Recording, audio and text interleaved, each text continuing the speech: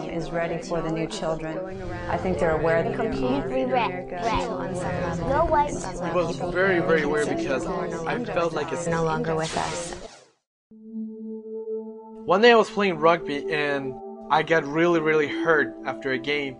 And the next day I wasn't able to stand up, walk, move my neck. It was terrible. So my dad told me that there was a guy on our neighborhood who was supposedly able to heal.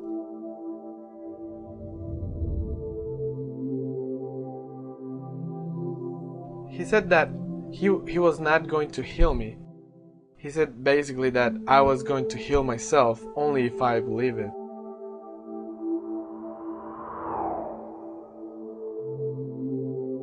He started waving his hand on the parts where I was really, really sore. My neck, my finger.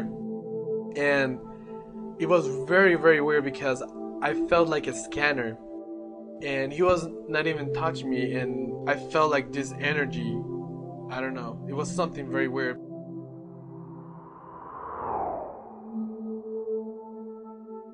He started putting pressure with his 3 fingers on my back, and the temperature started changing from cold to warm. It was incredible. In 5 minutes, all the pain that I had was gone.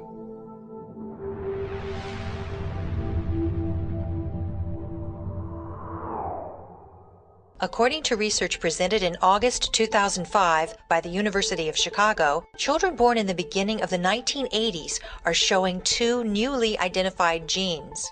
These 2 genes, called microcephalin and ASPM, are thought to regulate brain growth and appear to have undergone strong natural selection since the human and chimpanzee lineages split between 5 million and 7 million years ago. Only 70% of these children have one of these genes, while the other 30% show both. Does this percentage represent a new stage in human evolution, or is it evidence of some other natural phenomenon? These individuals are known as the new children. The new children have been labeled in ways such as indigos because of the supposed color of their auras, and crystals because some say they are highly developed, and so forth. The new children are a group of intuitive children. They began being seen in great numbers beginning about 1978. They're all psychic children. They all have the ability to heal on some level.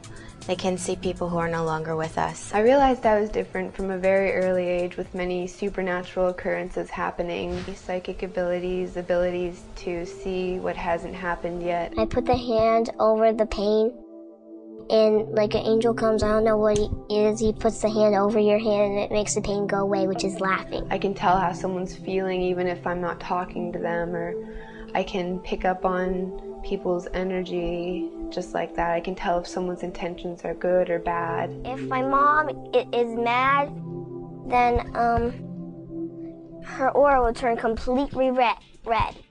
No whites, no blues, no nothing, just red.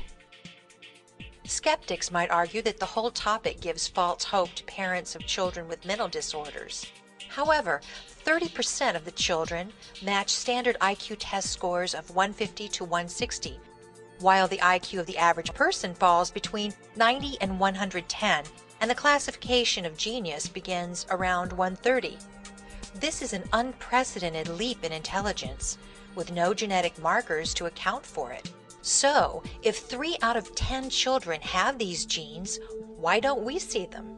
Indigo children have been diagnosed quite frequently with ADD or ADHD, and of course medical solution to that is to medicate the children, and the medication is really making them lose their life's purpose, what they came here to do. They are no longer able to be sensitive, and they lose the whole essence of what it is to be an indigo when they're on medication. Crystal children are frequently diagnosed with being autistic or having Asperger's syndrome, and I think the main cause of this is the fact that the children, they learn to talk a lot later than normal kids because they have telepathic abilities, and they don't need to speak to their parents to let them know what's going on. Their parents just know. And when they go out in the world and they have other caregivers, they start to think there's something wrong with this child because he's not talking. But in his home life or her home life, she didn't need to speak because her parents just knew what the child needed. If these children have intellectual potential, why isn't it reflected in our society? I think the educational system in America limits each individual because it forces them to only learn certain bits of each category without allowing them to choose what they want to learn. They make children apply themselves to a very stringent set of rules and criteria in order to succeed in school that not every child knows how to apply themselves to, even if they're very, very intelligent. I don't think the educational system in America is ready for the new children. I think they're aware that there are new children, that there is a difference in some of the children that are coming through their halls. I think they quickly need to adapt to allowing these children to have input, to take part in the democratic process within the school walls. In the 6th grade, I felt it necessary to read the entire code of conduct for the county, just so I know what the rules and guidelines are. I have no issue following them, it's just I need to make sure that the adults go along with them as well.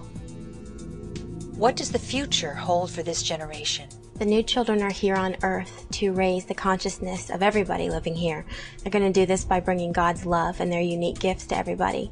And just by being here, they're going to cause a ripple effect, and people are going to begin to love again. I want to be a mad scientist and a veterinarian because I think being a mad scientist and a veterinarian, because you can find out medicines that's good for the pets. I think my ultimate goal in life is to spread knowledge of what's going around in our communities, in America, and in the world, and to let them know what they should do to help improve the structure of what's going on around them. I think parents of new children also need to give them a very solid foundation, a lot of affection, a lot of direct attention. It's a busy time, these times raising children, but it's important to very much focus on them and listen to them at every age and know that their opinions are valid no matter what they're talking about.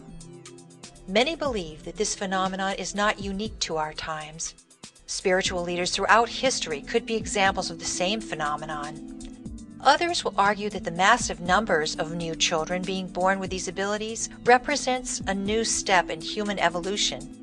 Only time and research will give us a definitive answer.